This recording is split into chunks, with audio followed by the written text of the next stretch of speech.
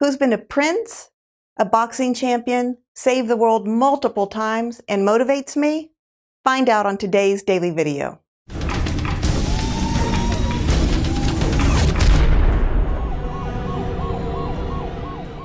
Willard Carroll Smith Jr., but we all know him as Will Smith. He's been in The Fresh Prince of Bel-Air, Ali, Men in Black, Independence Day.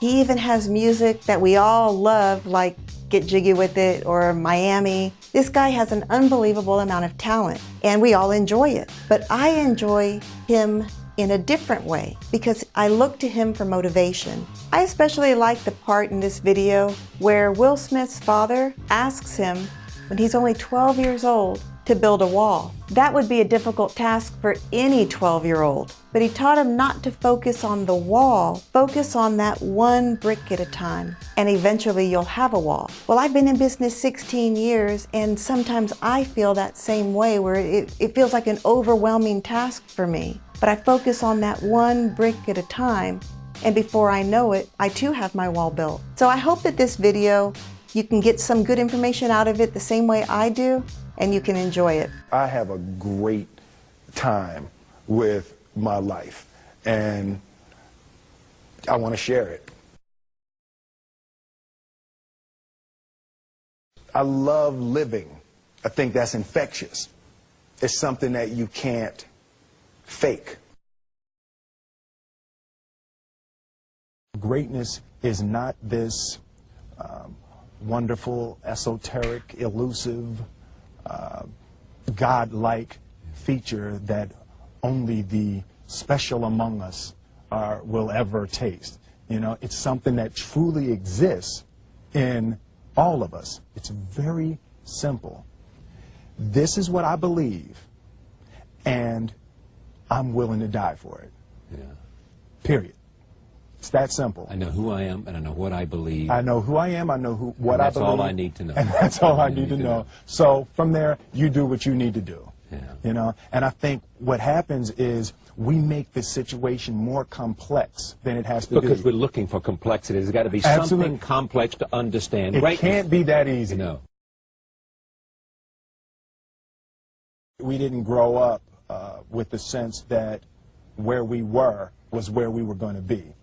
You know, we grew up with the sense that where we were almost didn't matter because we were becoming right. Something greater. The separation of talent and skill is one of the greatest misunderstood concepts for people who are trying to excel, who have dreams that want to do things. Talent you have naturally. Skill is only developed by hours and hours and hours of beating on your craft. I've never really viewed myself as particularly talented. Where I excel is ridiculous, sickening work ethic. You know, while the other guy's sleeping, I'm working. While the other guy's eating, I'm working. There's no easy way around it. No matter how talented you are, your talent is going to fail you if you're not skilled. Mm-hmm. You know, if you don't study, if you don't work really hard and dedicate yourself to being better every single day, mm-hmm. you'll never be able to communicate with people, with your artistry, the way that you want. So the only thing that I see that is distinctly different about me is I'm not afraid to die on a treadmill. You might have more talent than me, you might be smarter than me, but if we get on the treadmill together, right, there's two things. You're getting off first, or I'm going to die. It's really that simple. One summer, his dad tore down a brick wall on the front of his business and told 12-year-old Will and his 9-year-old brother to rebuild it, a job they said was impossible.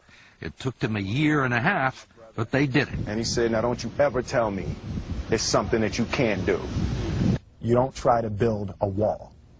You don't set out to build a wall. You don't say, I'm going to build the biggest, baddest, greatest wall that's ever been built.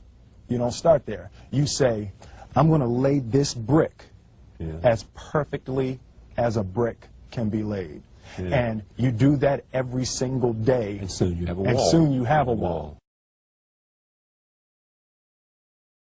You know, it's an idea that my grandmother always had, that you know, if you're going to be here, then there's a necessity to make a difference.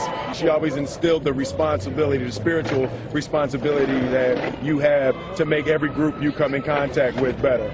I want to do good. Yeah. I want the world to be better because I was here. I want my life, I want my work, my family, I want it to mean something. And it's like, it has, if you are not making someone else's life better, then you're wasting your time. You know, like your life will become better by making other lives better. I want to represent an idea. I want to represent possibilities.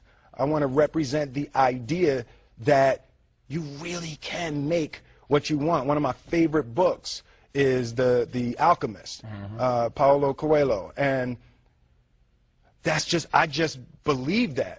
I believe that I can create whatever I want to create. The first step before anybody else in the world believes it is you have to believe it. There's no reason to have a plan B because it distracts from plan A. I think that there's a certain delusional quality that all successful people have to have. You have to believe that something different than what has happened for the last 50 million years of history. You have to believe that something different can happen. Confucius said, he who says he can and he who says he can't are both usually right. Being realistic is the most commonly traveled road to mediocrity. Why would you be realistic? What's the point of being realistic?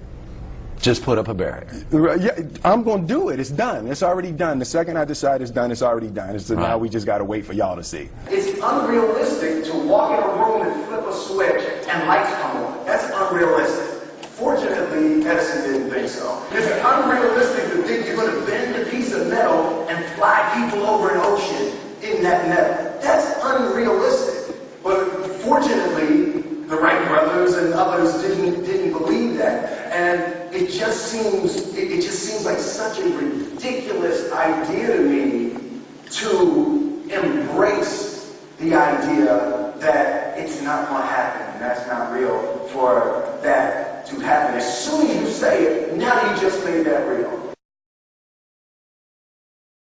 Our thoughts, our feelings, our dreams, our ideas are physical in the universe. That if we dream something, if we picture something, if we commit ourselves to it, that is a physical thrust towards realization that we can put into the universe. That the universe is not a thing that's going to push us around. That the world and people and situations are not something that are going to push us around. That we are going to bend the universe and command and demand that the universe become what we want it to be. I study the patterns of the universe. There's a redemptive power that making a choice has, you know, rather than feeling like you're at effect to all the things that are happening. Make a choice, right? You just decide what it's going to be, who you're going to be, how you're going to do it. Just decide.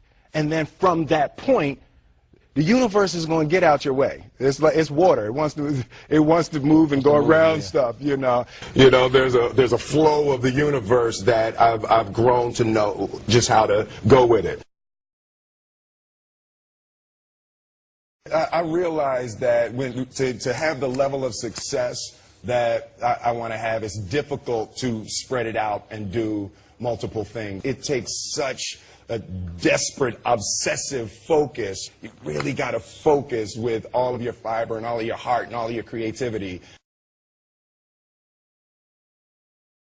I'm motivated by fear. Fear. You know? Fear of what? fear of fear. I hate being scared to do something. And I think what developed in my early days was the attitude that I started attacking things that I was scared of. It was Franklin Roosevelt said the only fear you have to fear is fear itself. Absolutely. Remember that? Absolutely. Yeah. You can't be scared to die for the truth. The truth is the only thing that's ever going to be constant.